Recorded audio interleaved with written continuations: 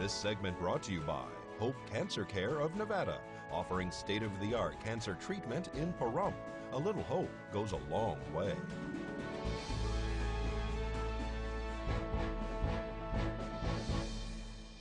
And here's Eunette Gentry with this week's court report.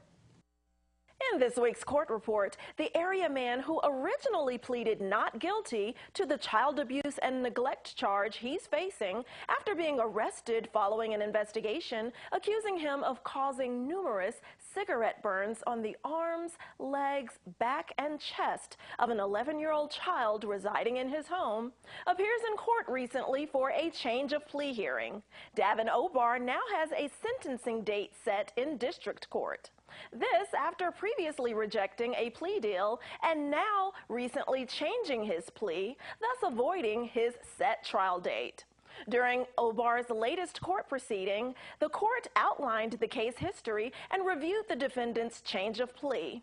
The court then proceeded to canvass the defendant and finds Obar's new no-low plea to be given freely and accepts entry of said no-low plea.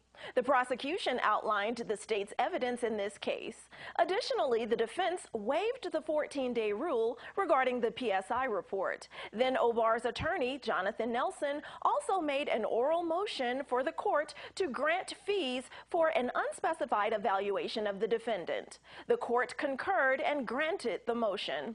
Finally, the court set Obar's sentencing for June 15th.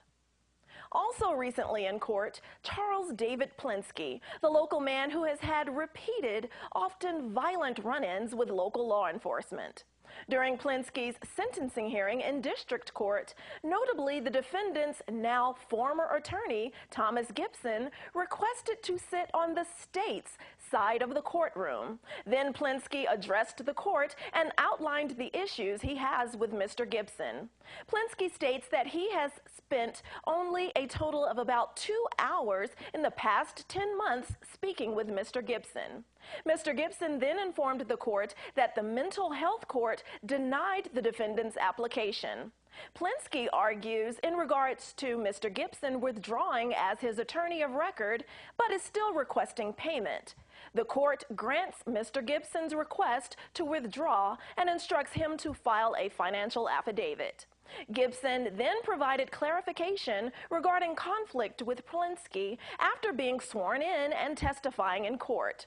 Then Plinsky further addressed the court regarding financial and other issues with Mr. Gibson and discovery evidence issues with the court.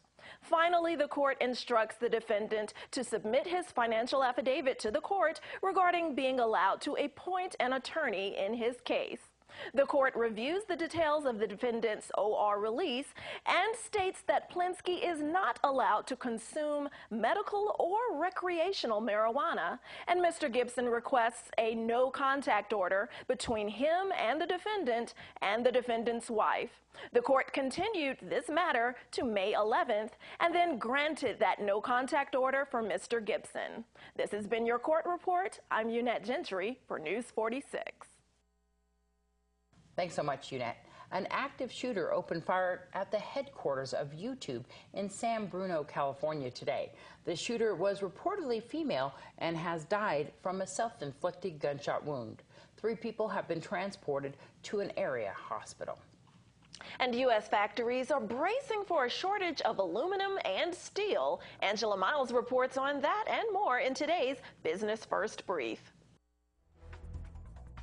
Topping our news, manufacturing in the U.S. is showing signs of just a bit of easing. The ISM Manufacturing Index for March slipped to 59.3 from 60.